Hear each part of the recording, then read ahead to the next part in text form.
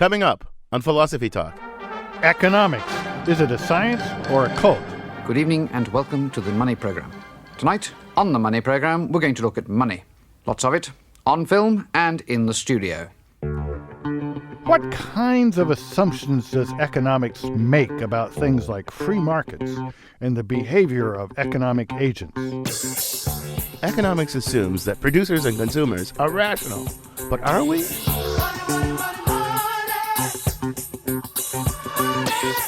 If economics is a predictive science, how did we get in this mess in the first place? Is there any evidence to support the claims of economics? Or have we put all of our faith in questionable assumptions? Our guest is Alex Rosenberg from Duke University. Economics, dismal science or dismal cult? Coming up on Philosophy Talk.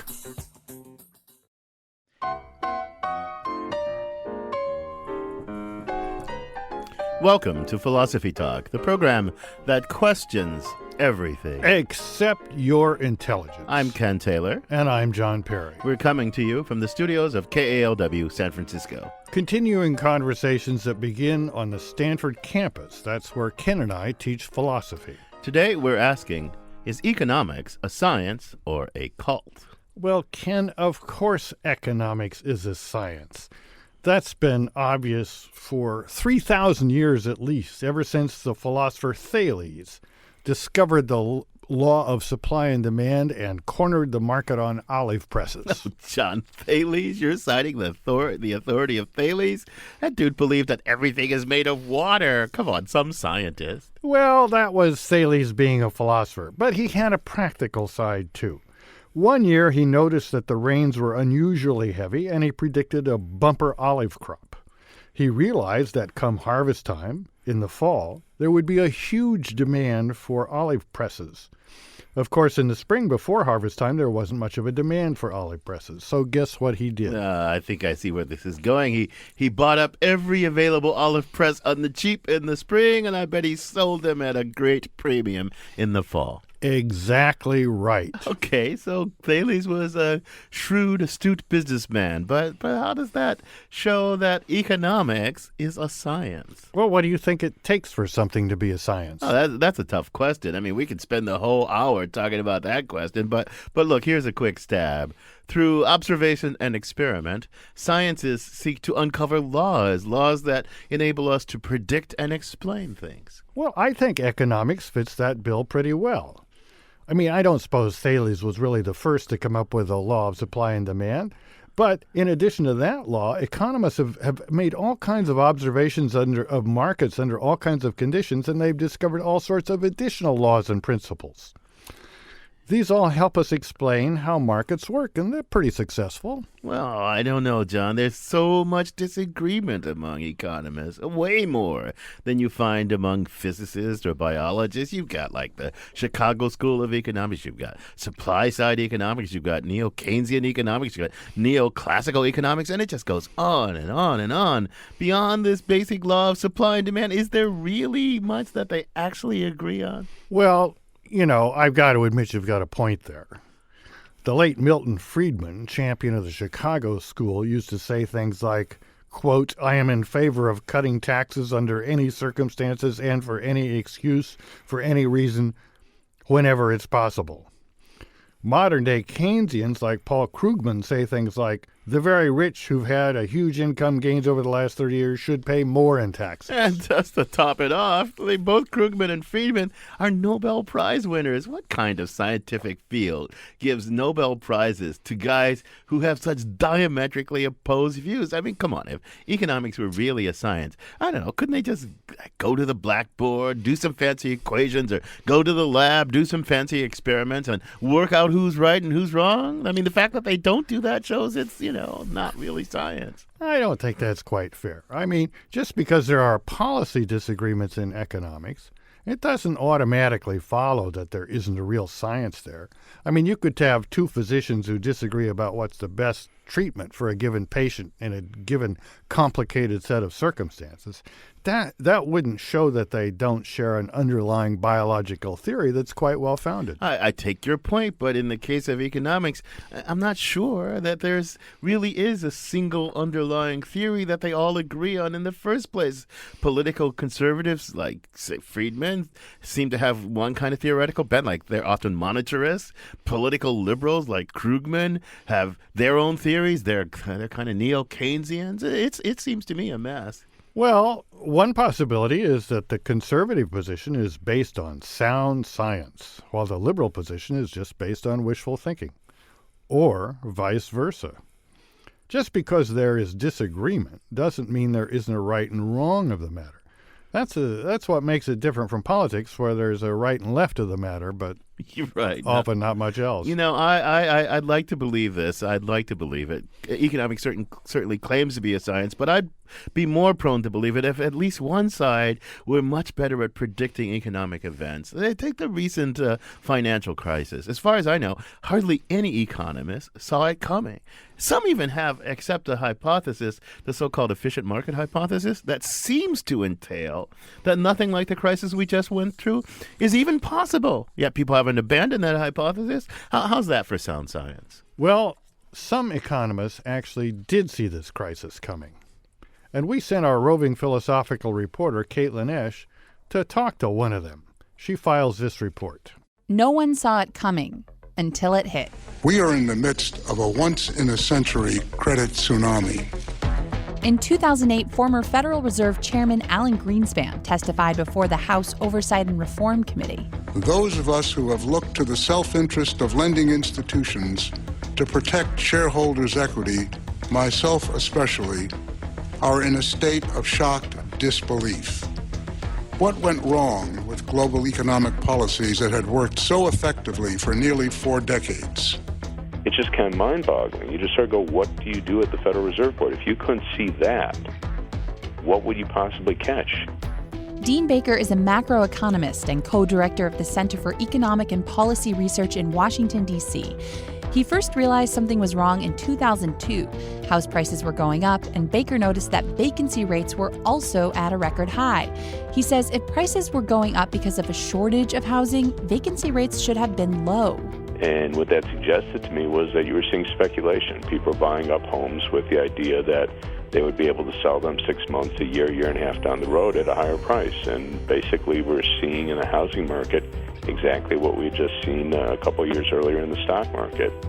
Baker watched as the bubble reached its peak in 2006 when housing prices soared above the rate of inflation.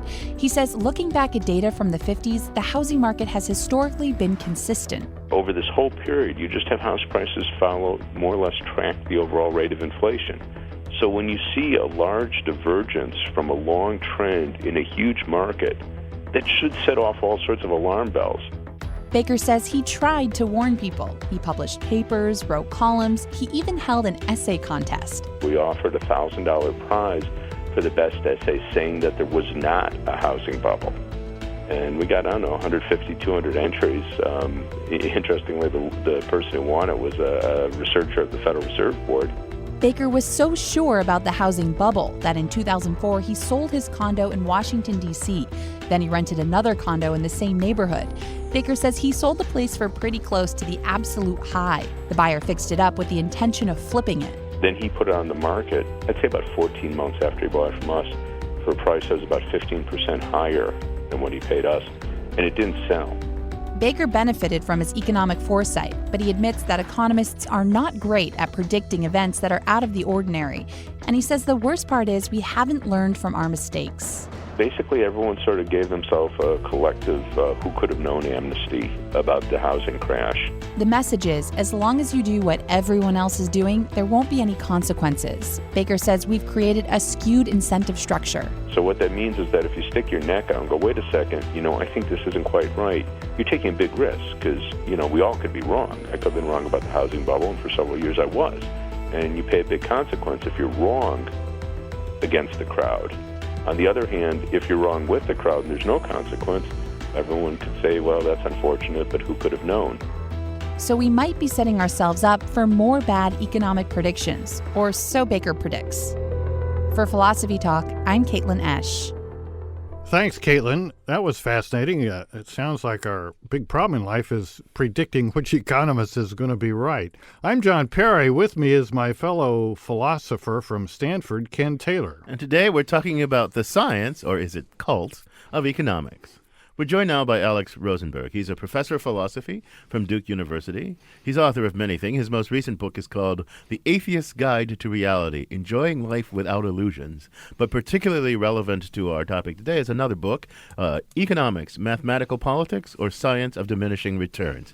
Alex, welcome to Philosophy Talk. Thanks, John. Thanks, Ken. Great to be with you. Hi, Alex. Look, philosophy is called, rightly in my opinion, Queen of the Sciences. Economics is called, plausibly, the dismal science. As a philosopher, you can think about anything you want, and in fact, you've thought about a lot of things. But what drew you to think about this most dismal of topics? Well, a little autobiography. I started out, like so many of us, as a physics major, and I made a conceptual mistake. Conceptual mistake led me to change my major to philosophy.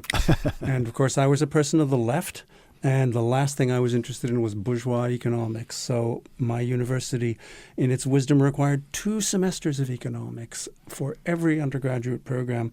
And I petitioned to be excused from these 2 semesters, claiming I needed more time to study philosophy, but really because I just didn't want anything to do with economics.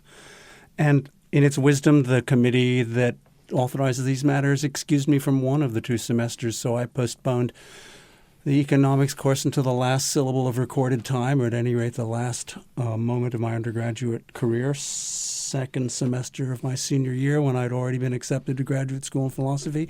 And I walked into this economics class and discovered immediately that that's the subject I should have studied all along.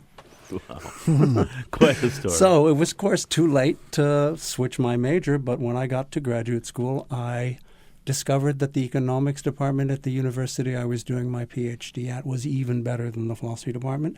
And I started taking economics courses, and I got really interested in the subject. I'd always been interested in philosophy of science, so I decided to apply the agenda, the tools of the philosophy of science to the agenda of questions about, well, exactly what we're talking about today. Is economics a science? Well, let me ask you a little bit about your results. All the economics gurus we hear on the media present themselves as scientists, and so it seems like their disagreement should be objectively settled by observation, experiments, and doing some math, maybe. Ken thinks they're often just political and philosophical ideologues, so it sounds like you think he's right. It's funny because over, 40 years of thinking about this subject, I've vacillated repeatedly between your view and Ken's view. Now I think I'm pretty much with Ken's view. I think that there are a lot of hard questions about what the nature of science is that we philosophers have beaten our head against for a long time. And given the controversy among us about what a science is, the economists can slip through the cracks of this controversy and beat their breasts and claim that they're doing science. But I think there's probably a good argument that they're not. So let me ask you a question about, let's back up a second. Science is a good thing. I grant you that. Are the only respected? We'll get into this question of whether economics is really a science. But does a lot hinge on that? Economics is obviously some kind of body of knowledge. It's got a lot of mathematics in it. It's got a lot of assumptions about how human beings work and all this sort of stuff. It's politically relevant. Does it matter so much whether it's a science or not? I mean, why? Or let's put it that way: why does it matter whether economics is a science or not? Well, look, does it matter whether physics is a science for engineering? Of course. You're not going to build bridges unless you're confident about the underlying physics. Policy, government policy, private policy, business policies, these policies are designed to attain ends. The science is supposed to provide us the instruments, the means to attain ends, a reliable means to attain ends. If we don't have any reliable science, then we might as well be sleepwalking, or at any rate wandering around in the dark, whether it means in business or in government policy designed to attain other objectives besides the objective of maximizing the profits of shareholders. You're listening to Philosophy Talk.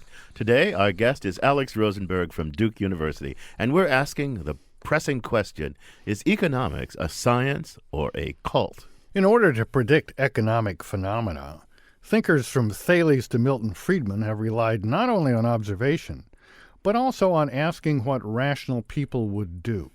In our next segment, we'll ask if that really makes sense. Money, rationality, and economics, when Philosophy Talk continues.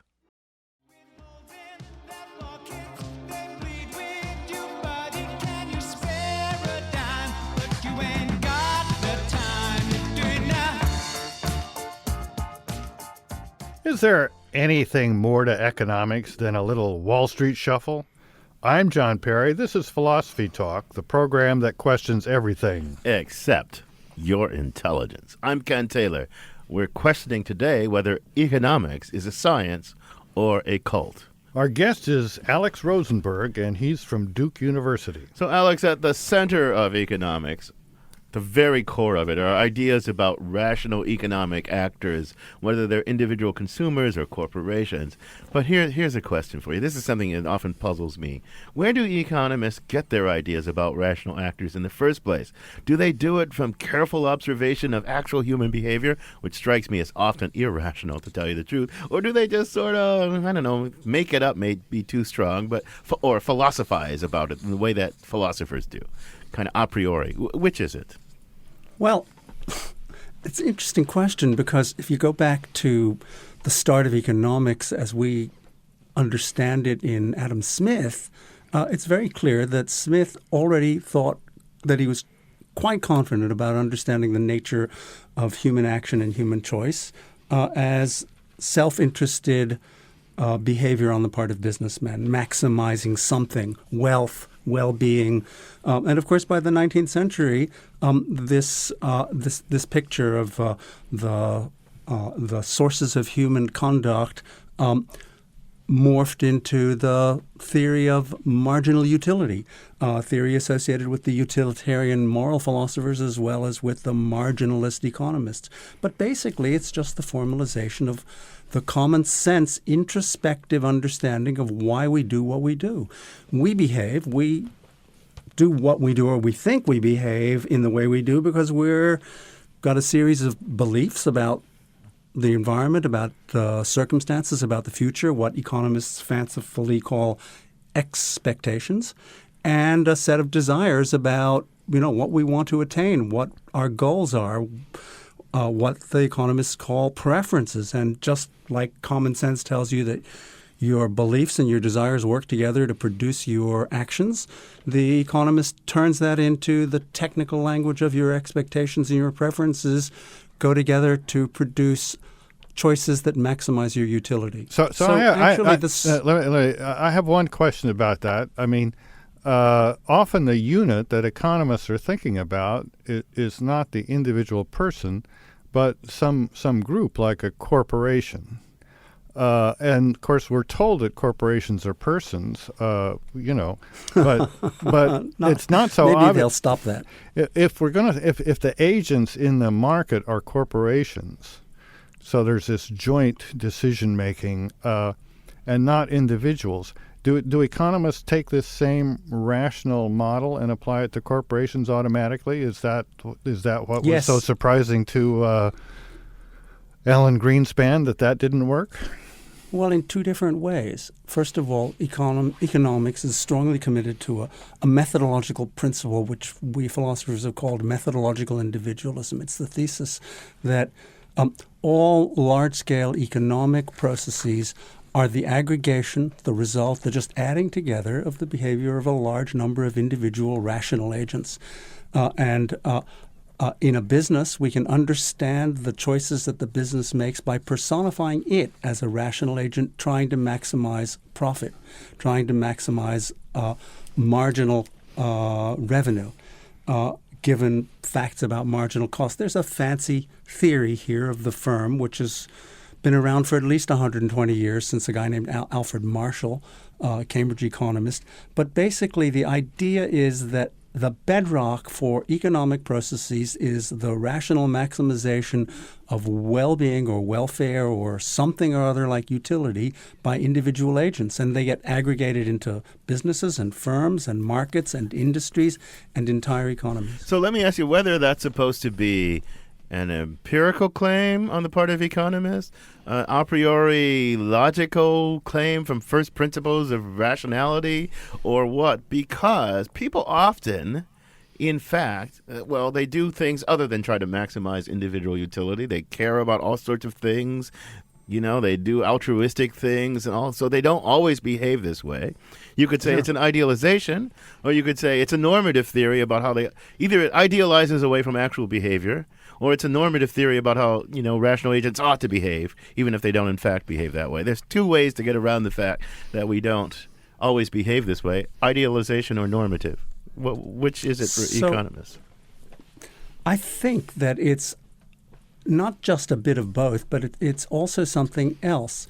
The only way they can get a handle, economists think they can get a handle on economic processes, is by making this assumption of rationality. So they make the assumption and then they go out and search for ways of rationalizing it, sometimes normatively, sometimes descriptively, sometimes instrumentally. This is the model that we use and it's predictively wonderful and we don't need to worry about whether it's true or false or to what degree it might be a harmless or harmful idealization. Or else some of them say, well, it's a normative requirement for attaining the objectives and outcomes that people want, and therefore, regardless of whether other people act in accordance with these principles, we advise you who follow our advice to do so. So, it seems to me that, well, for one thing, a lot of psychologists have shown that we're not all that rational. But quite apart from that, if we go back to the time of Thales or a little after, it was pretty obvious to Plato and Aristotle and those guys that we don't always act rationally and self-interestedly. They had the problem of acrasia, which is that you can see what's best for you to do and then not do it. And when I introspect, that's at least as obvious to me as the idea that I follow what's best. To take an economic decision, right now I own a house in Palo Alto that's probably, 10 feet above sea level, and it seems perfectly clear to me that the rational thing to do is to sell it and get out of there before while there's still global warming deniers around to buy it. But I don't intend to do that. I'm too lazy, and I would have to convince my wife, and then I would have to change my address on all my accounts. So I'm not going to do it. So where do they come up with this cockamamie idea that's been known to be false for centuries, that people are self-interest maximizers? Well, if you presented the example you just did to any number of economists, they would walk you through an argument that, in fact, your behavior was perfectly rational. And that, of course, is one of the great problems about economics, that the theory of rationality is perfectly consistent with any behavior whatsoever. This leads, of course, to the charge that the theory is not falsifiable. The irony about economics is that the guy who started this falsifiability criterion for science, Popper, he's the philosophical demigod. He's the one philosopher who all the neoclassical economists, all the economists, the Chicago school economists who are so committed to rationality cite as the touchstone of the scientific status of their discipline by comparison to every other. And yet, of course, the theory of rationality that is articulated by these guys is perfectly consistent with your never selling your house for the very reasons that you gave. What's interesting, of course, is there is in economics now a lot of interest in behavioral economics, but not in the sort of the redoubt of Chicago school thinking. You're listening to Philosophy Talk. We're asking whether economics is science or cult. We'd love to know what you have to say about this. And we have Chris from Oakland on the line. Welcome to Philosophy Talk, Chris. Hey, thank you very much.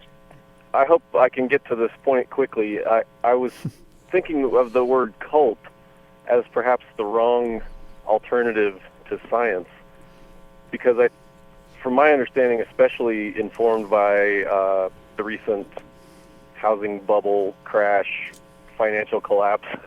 I wouldn't call it a cult necessarily. I would call it a very wide-reaching system of deception that was practiced by professionals who the public and many policymakers rely on for good information. And instead of getting good information, those people were advised by con men.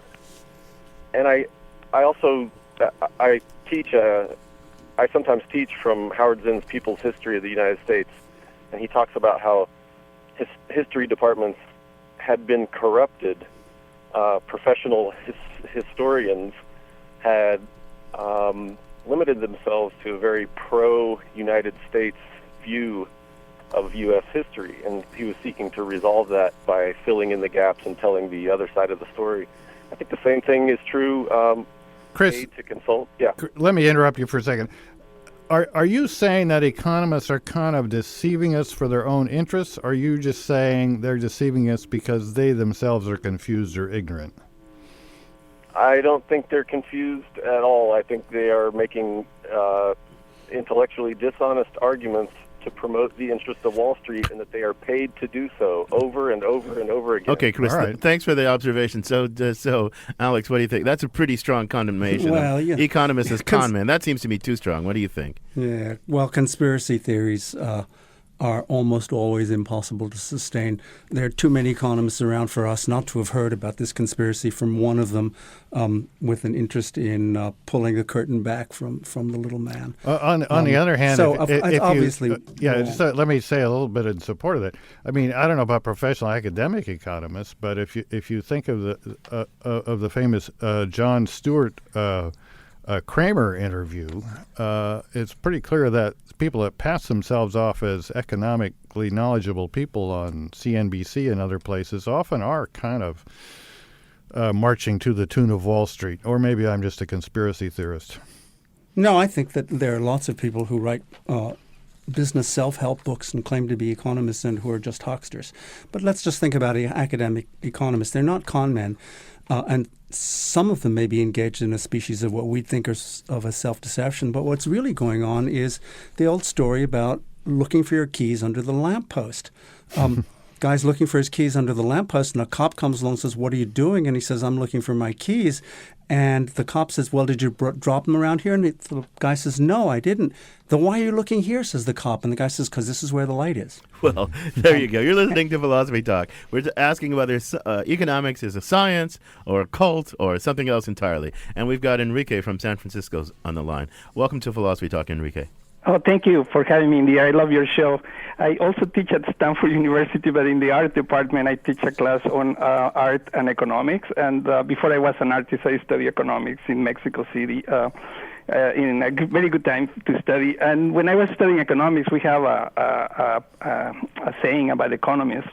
And it was that economists spend half of their time making predictions, and the other half of the time explaining why those predictions didn't happen.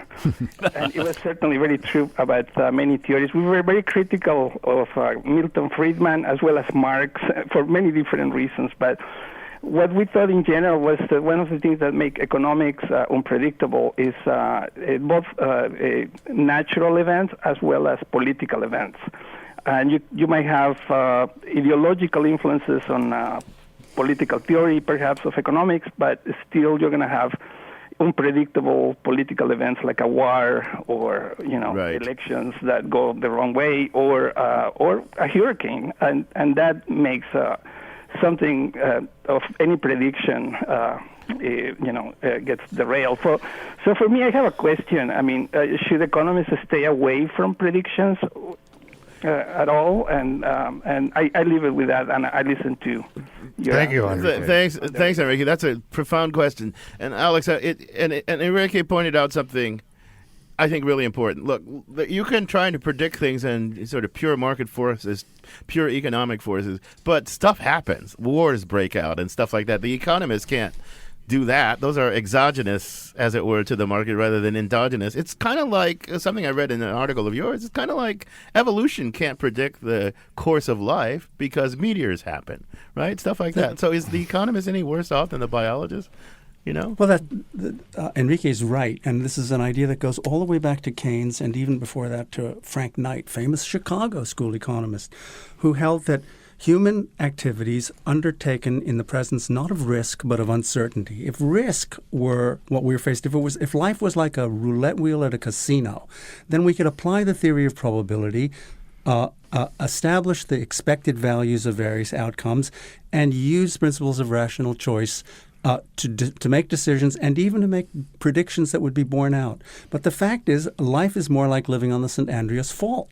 Life is uncertainty where we cannot attach reasonable values of probabilities to various outcomes. And that's not just because, we can't know when the next big one is coming. It's because everyday life is replete continually with uncertainties to which we cannot attach probabilities. And that's what makes prediction by the use of rational choice theory difficult or impossible. But on the other hand, if you're going to design policy, you've got to have something. You've got to have a predictive device to know whether the policies that you implement will attain the results that you aim at. So in that sense, we've got to have something that goes by the name economics. And the question really is, what and how can we improve, advance, enhance the predictive powers, the now very weak predictive powers of economics? Well, I just point out quickly that you're talking to two people for whom living on the San Andreas Fault is not just a metaphor or a simile, but a condition of life. No, but that leads you somewhere. That's why I picked it. Well, but that's just kind of given that life is full of uncertainty. Economic science I'm not quite sure what the message is. It can't, should it try to incorporate all that uncertainty, or should it say, well, here's our theory, now you have to factor in the uncertainty? I mean, exactly how should that work, briefly? That's a really hard question because the financial bubble, both the internet bubble and the subprime mortgage bubble, and other similar events over the course of, say, financial history, are repeatedly the result of assuming that we can probabilify events, that we can use probabilities to make predictions, and we go on doing that successfully for a certain number of days, weeks, months, years, and suddenly we come a cropper. The latest example is the subprime mortgage bubbles bursting.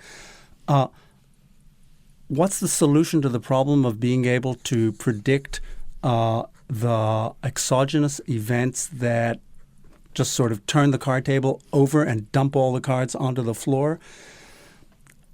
As a philosopher, I want to say it's beyond my pay grade. Okay. But that's a cop-out. I'll leave it at that for right now, though, okay? Let's leave it at that for right now. You're listening to Philosophy Talk. We're talking about economics with Alex Rosenberg, author of Economics, Mathematical Politics, or Science of Diminishing Returns. President Harry Truman used to complain about economists because they would always say, on the one hand this, on the other hand that. So he could never get any straightforward advice. World leaders, in a way, want to defer to economists in forming policy, but then they have to choose which economists they're going to defer to. Is this all just a big charade? Do economists really have anything to offer us beyond what we know from common sense and managing household budgets? The search for a one-handed economist when Philosophy Talk continues. A different city every night. Oh, I swear the world better prepare for when I'm a billionaire. If you want to be a billionaire, who should you talk to? An economist? Is that the best person? I'm John Perry. This is Philosophy Talk, the program that questions everything. Except your intelligence. I'm Ken Taylor. Our guest is Alex Rosenberg from Duke University. Alex, economists have been issuing policy recommendations for centuries, and at least since the 1930s, American politicians have paid a lot of attention to them. Does experience suggest that these guys know what they're talking about? Well, I think actually there was the generation of immediately after the war of Keynesians students of John Maynard Keynes, and they did know what they were talking about.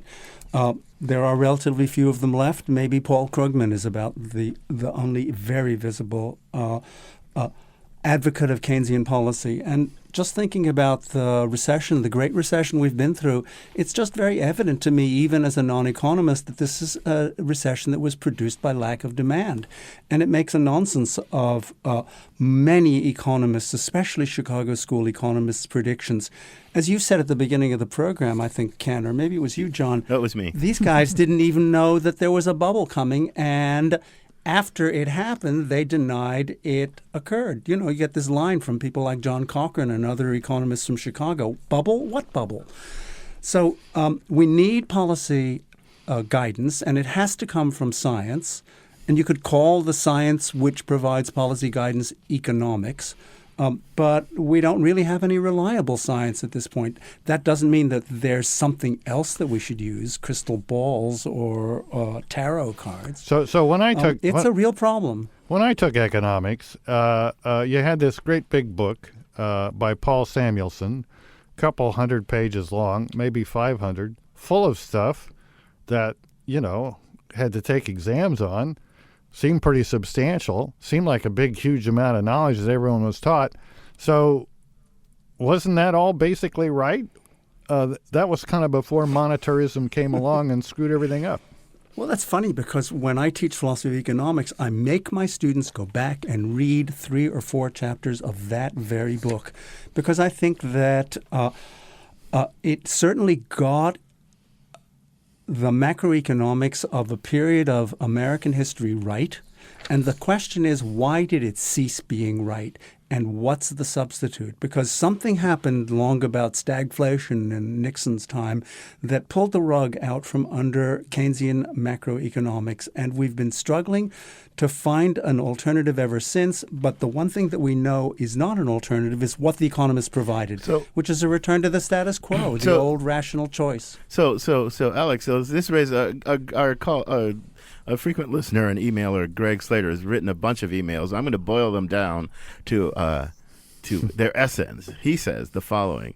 He boiled down that the economists with power and high profile are the ones selected by the power structure, the political power structure, in particular in the Wall Street and all that, to promote the policies they want to promote. So it's kind of a self-serving thing. Instead of being interested in objective economic science, the power structure is interested in people who serve their ends. What do you think about that? And that corrupts the whole thing. Do you think that's any different from other academic disciplines? Aren't we philosophers sort of favored or disfavored by popular culture, by fashion of various kinds? Yeah, but we don't. I don't think it's really different. We don't have the ear of the elite decision makers. I mean, no, Obama hasn't called me up as much as I would like him to, and I say, what should my policy be on whatever? But economists get called up all the time. And I mean, why did supply side economics get famous? Not because of its success as an empirical theory, not because there's all these journals proving, all this mathematics proving it's correct, because it suited Ronald Reagan's agenda. Because of the Laffer curve, which is a Laffer curve. Let's separate two things. First, there are the economists who do get picked up and made use of by the political establishment, whether left or right. And then there are the economists that are considered the important intellectual leaders of their fields. Right. And they're not always exactly the same.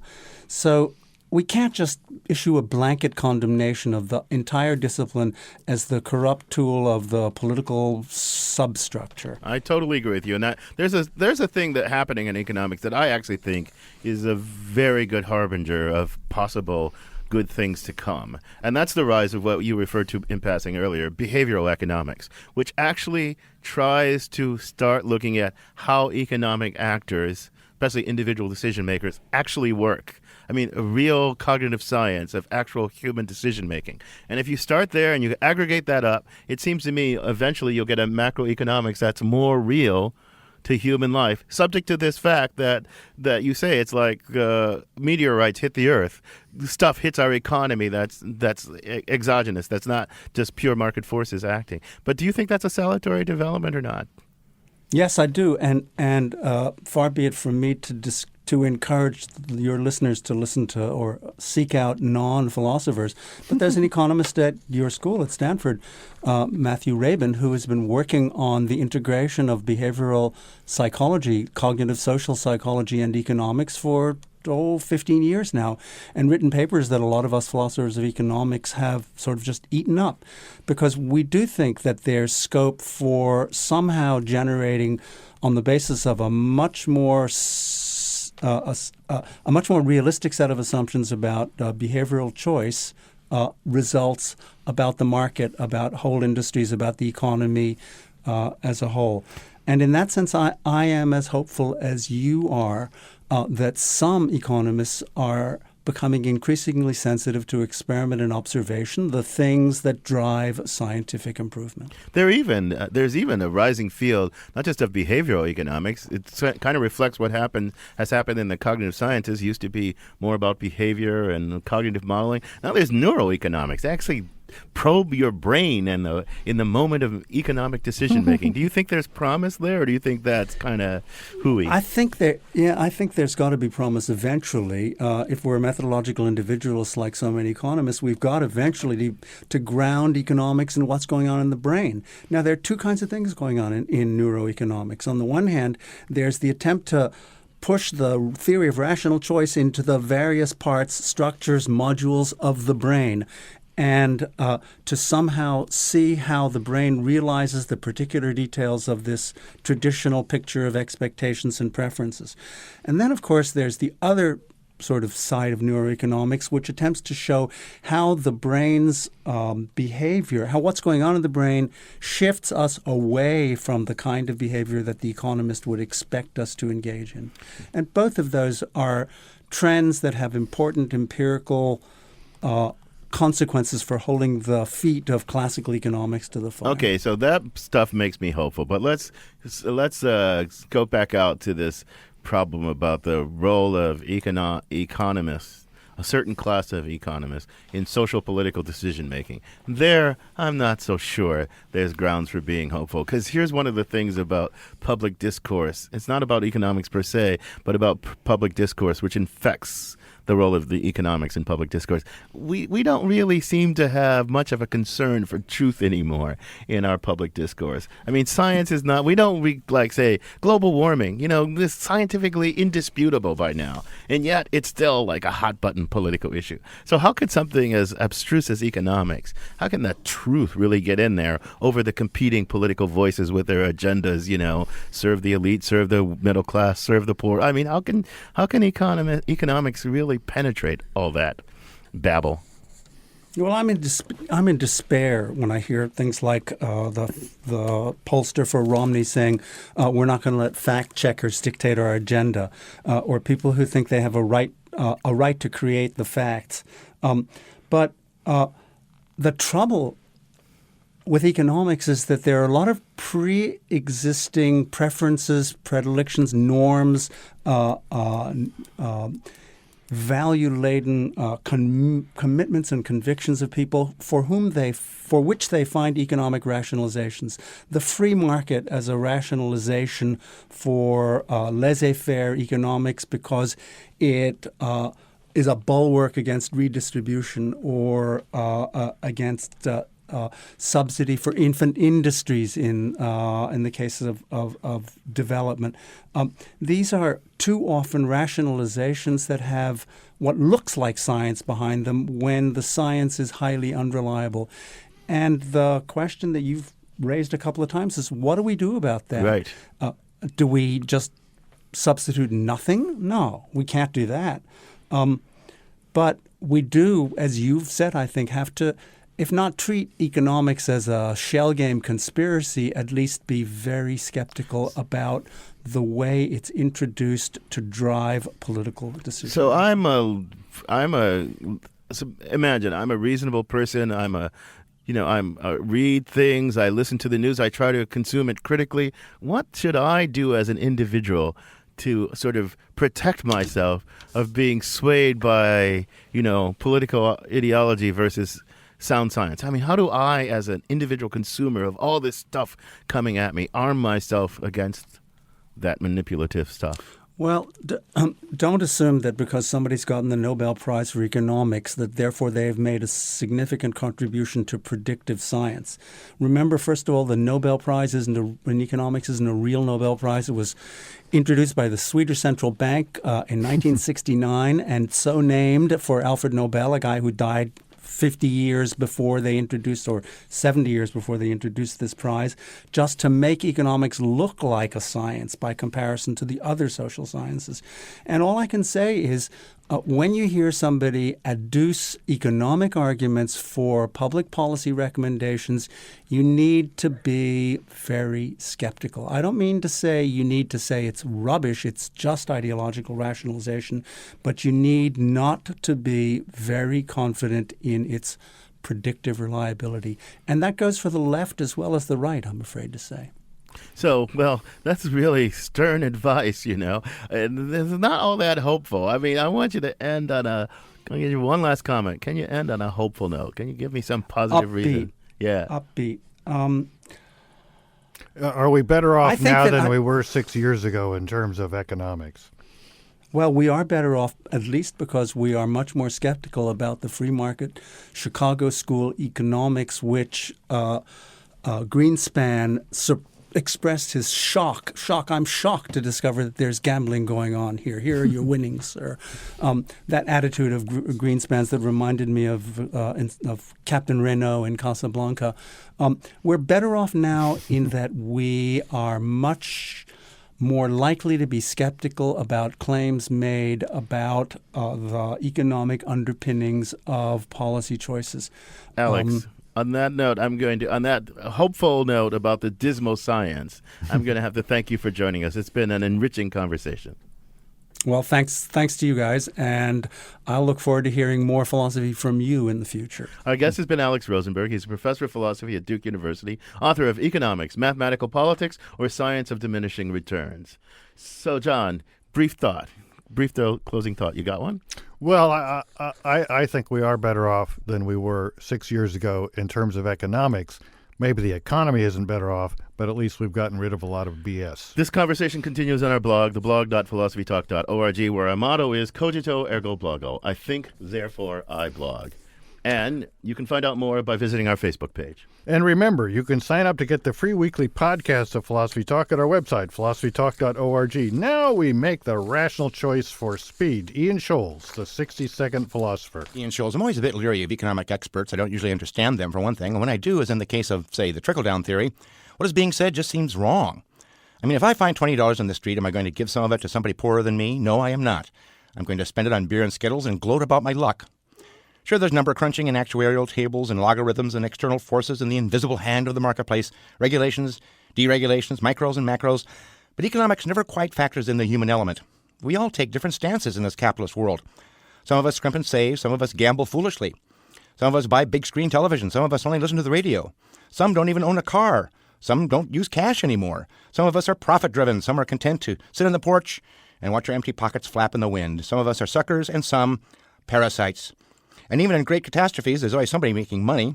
During the Civil War, Gustavus Swift, Philip Armour, Gail Borden, and Gilbert Van Camp perfected the arts of boiling, salting, and canning to feed Union soldiers, and built great capitalist empires bringing canned goods to a world at peace.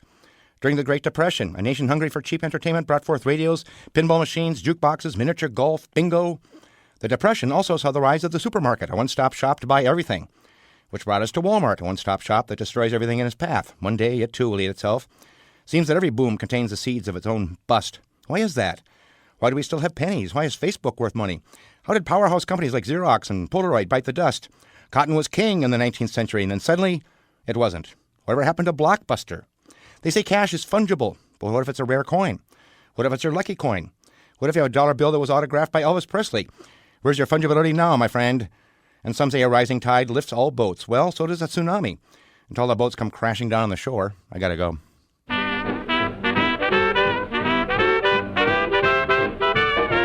The Wisdom of the Ages, in a nutshell, from Ian Scholes, the 60-second philosopher. Philosophy Talk is a presentation of Ben Manella Productions and the trustees of Leland Stanford Junior University, Copyright 2012. Our executive producer is David Demarest. The program is produced by Devin Strolovich. The director of research is Laura McGuire. Thanks also to Chris Hoff, Merle Kessler, Dave Millar, Jimmy Tobin, Corey Goldman, and Mark Stone. Support for Philosophy Talk comes from the Templeton Foundation and from various groups at Stanford University, the Friends of Philosophy Talk, and the members of KALW San Francisco, where our program originates. The views expressed or misexpressed on this program do not necessarily represent the opinions of Stanford University or of our other funders. Not even when they're true and reasonable. The conversation continues on our website, philosophytalk.org. I'm John Perry. And I'm Ken Taylor. Thank you for listening. And thank you for thinking.